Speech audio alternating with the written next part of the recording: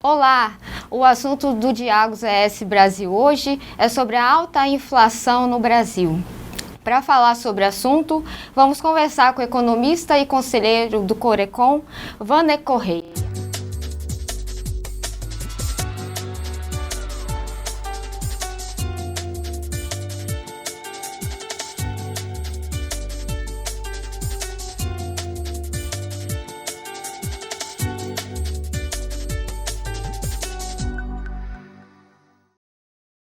Para começar, o que é a inflação e como ela está afetando o nosso país? Boa tarde, Mariana. Parabenizo aqui a ES Brasil por essa entrevista. A inflação, por conceito, inflação é um aumento generalizado do nível de preços de produtos e serviços da economia. Essa é a definição de inflação. O que ela afeta, do ponto de vista mais sociológico, ela arrebenta com as classes de menos poder aquisitivo da economia, ou seja, ela se transforma num tributo pesado para quem ganha menos na economia, quem é socialmente menos favorecido da economia. Então, por exemplo, a pessoa em determinado mês poderia comprar 9 produtos, né? No mês seguinte ela só pode comprar 7, porque a inflação, o aumento do nível geral, elevou os preços e o salário dela não acompanha. Então, na verdade, ela é muito perversa para todos, mas sobretudo para as camadas mais inferiores do ponto de vista do perfil socioeconômico. Esse atual cenário, você acredita que seja a pior crise que o Brasil já enfrentou? Olha, esse cenário é um cenário mundial, né? A gente vive um cenário econômico a partir da pandemia que começou praticamente em fevereiro de 2020. Do ponto de vista macroeconômico, é mais perverso do que a crise de 1929, a crise a quebra da Bolsa de Nova York foi uma crise macroeconômica. Por quê? Porque essa pandemia, ela, como se a gente considerar a economia uma mola, como a gente comprimisse essa mola durante muito tempo, nós tiramos toda a energia da economia, nós quebramos as cadeias produtivas da economia. Por exemplo, a economia ela se fundamenta em cima de 3 setores: o primário, o secundário e o terciário. O primário é a agricultura, o secundário é a indústria e o terciário o serviço. O setor de serviço, por exemplo, foi jogado no chão, a hotelaria, né, as grandes convenções, os restaurantes. Então, obviamente que essa inflação agora é uma inflação que não é brasileira, não é aquela inflação da década de 80 que nós tínhamos, que era uma inflação chamada inflação a partir de uma inércia inflacionária, que era uma subida do nível geral de preço contínua em hélice para cima e que a gente não conseguia debelar. Essa não é uma inflação mundial e que ela se pontua sobretudo pela escassez de matéria-prima. Atualmente no Brasil, obviamente, a gente está com 2 problemas. O problema da energia elétrica, os reservatórios caíram, o preço da energia elétrica subiu, e também a questão do combustível em função da alta do dólar, do petróleo, porque é uma commodity que influencia na gente. E aí repercute nos alimentos, numa série de coisas. Então, assim, é uma inflação que nasce no coração da pandemia, dessa pandemia que foi muito perversa em todos os sentidos para o sistema econômico. Desemprego e a perda da compra do consumidor, você acredita que são fatores que mais estão afetando os brasileiros? Olha, a perda de poder de compra, ela começa a pontuar em junho do ano passado, quando o IGPM começa a ter um viés autista. Ele começa a se descolar a ponto de chegar nos 12 meses, ter 30% em 12 meses. O IPCA, que é o índice que mede a inflação oficial, ele começou em setembro, né? Então, assim, a perda do poder aquisitivo é recente, é muito recente, em função da pandemia, e é muito perverso, porque começa todo mundo reclamar e perder capacidade de compra, enfim, uma série de coisas. Agora, o desemprego já a gente é uma herança. Nós herdamos, antes da pandemia, nós já tínhamos 12 milhões. Hoje nós temos 14 milhões. O desemprego ele é mais afetado pela falta de reação da economia. A performance da economia está pequena, ou seja, a economia não ganhou tração ainda, E aí o problema é que a gente precisa debelar a inflação aumentando taxa de juros, para você tirar energia da economia.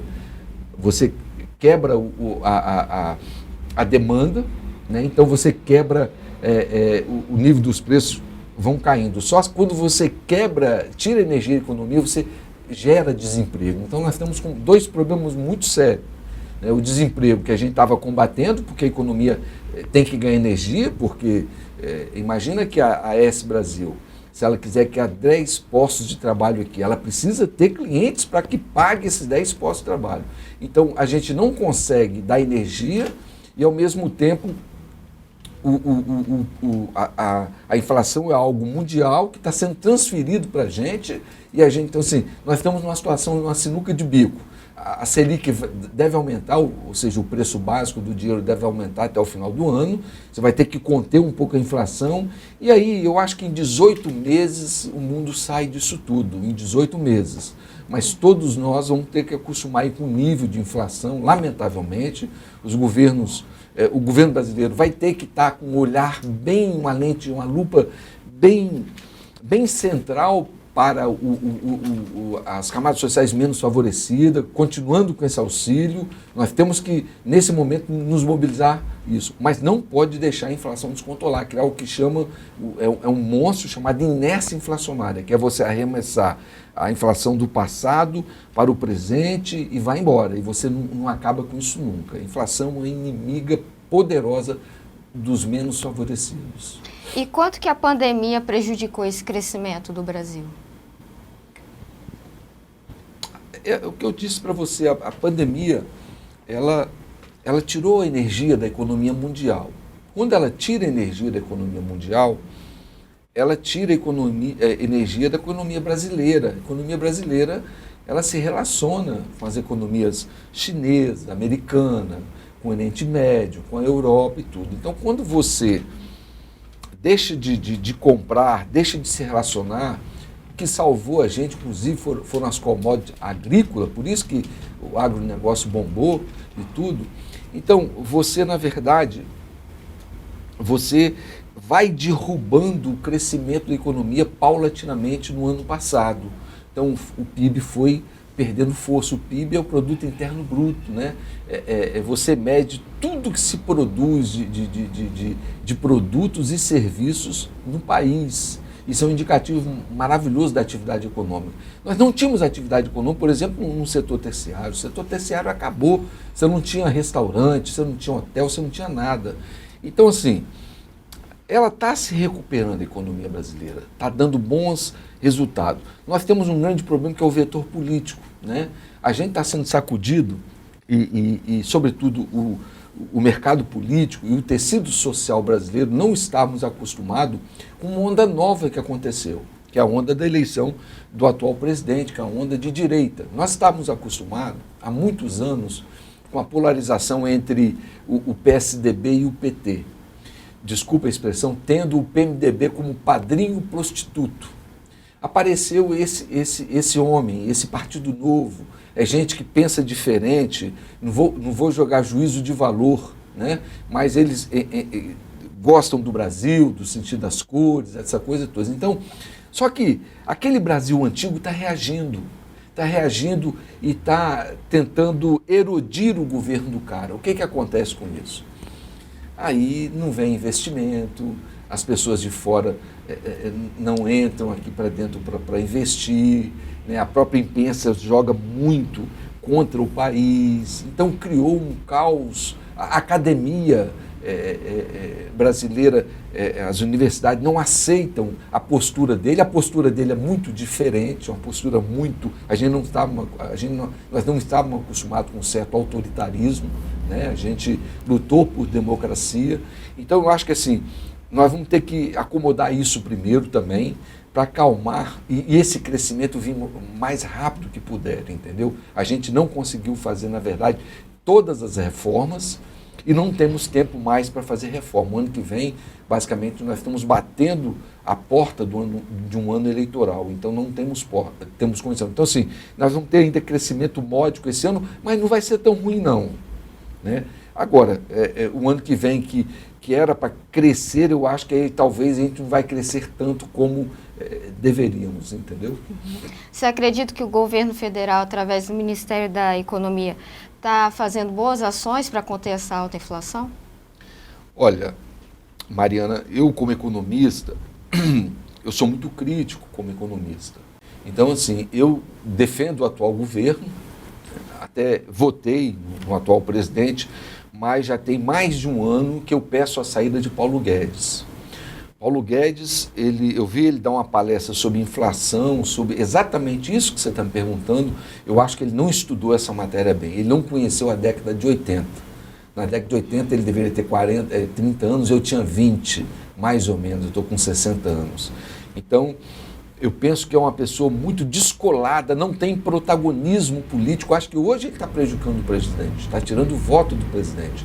Eu acho que ele é uma pessoa que não tem, inclusive, sensibilidade social, sabe? O presidente e seu establishment, ou seja, os seus ministros, têm que estar eles têm que estar na rua com a população, sentir, sabe, a luta, e ele não tem, ele é muito de uma escola, fala escola chicaguiana, os liberais, tem ideias boas ali, Milton Friedman e tudo mais, um economista famosíssimo, mas ele não passa para a gente a segurança, por exemplo, que o Malan passava da época do Fernando Henrique Cardoso. Então eu acho que o presidente Jair Bolsonaro já deveria ter botado ele na marca do pênalti chutado. Já deveria ter posto uma pessoa, talvez uma geração mais nova, né? Eu acho que a gente tem que abrir a porta para a geração mais nova, gerações mais novas, ideias boas, pessoas competentes, que vêm, talvez, algumas coisas que já pudessem ser mexidas desde o ano passado, a gente não estaria passando essa perrenga aqui. Então, eu sou muito crítico em relação ao Ministério. Mas acho que o governo federal está fazendo muita coisa, por um auxílio social que está criando agora, né, no valor, salvo engano, de 400 ou 600 reais. Então, isso vai ajudar bastante. Entendeu? Pode fazer muitas outras coisas, ou seja, em função do poder que eles têm na mão. E pensando no futuro, como que você prevê essa inflação para o ano que vem no Brasil? Eu sou muito otimista. Eu não sou um economista catastrofista, né? De catástrofe, apocalíptico. Eu sou economista bem otimista. Eu sei o que é quando a economia ganha tração, ganha força, ganha energia, né? A gente cria emprego e renda. Então, eu acho que essa pandemia trouxe lição para todos nós, maravilhosas. E as lições econômicas, eu me lembro que esse atual presidente falava uma coisa lá no início, acho que escrevi um texto aqui para a SS Brasil, salvo engano, eu falava assim, entre milhares de mortos e milhões de desempregados. Uma opção terrível. Nós tínhamos que ter muita gente morta e correríamos o risco de ter muita gente, e aconteceu, muita gente desempregada e milhares de mortos. 600 mil mortos para 14 milhões de desempregados. Não estou querendo ser... Então, assim, eu acho que para o ano que vem a gente resolve, mas penso que a gente vai ter que construir um pacto nacional do ponto de vista político. Nós estamos com um país muito fracionado, muito bipolarizado, se é que eu posso usar esse neologismo, né? Bipolarizado esse país está, até nas discussões de casa, das igrejas, das famílias, tudo. Então a gente vai ter que construir um pacto nacional para fazer com que a economia flua mais, aí sim. Então, mas eu creio nisso, eu acho que a razão humana é algo formidável, a gente resolve tudo a partir de uma conversa, mesmo sendo adverso. Eu posso ter uma posição político-econômica, você outra, mas a gente tem pontos comuns. Então, assim, eu acho que ano que vem a gente recupera bastante tudo isso aí. Mas a gente tem essa maluquice da política brasileira, aqueles que torcem para coisa ruim, quanto pior, melhor, que é uma maluquice. Enfim, creio que ano que vem a economia já começa a rodar mais e ter maior fluência do ponto de vista do crescimento. Obrigada, Wanner, por essa entrevista aqui ao AS Brasil e até a próxima. Eu que agradeço aqui a AS Brasil, agradeço vocês, o alto profissionalismo da entrevista, como você se conduziu. Obrigada. Este foi o Diálogos ES Brasil. Lembrando que este vídeo e outros conteúdos você encontra no nosso podcast, plataforma de streaming e no nosso site. Até logo!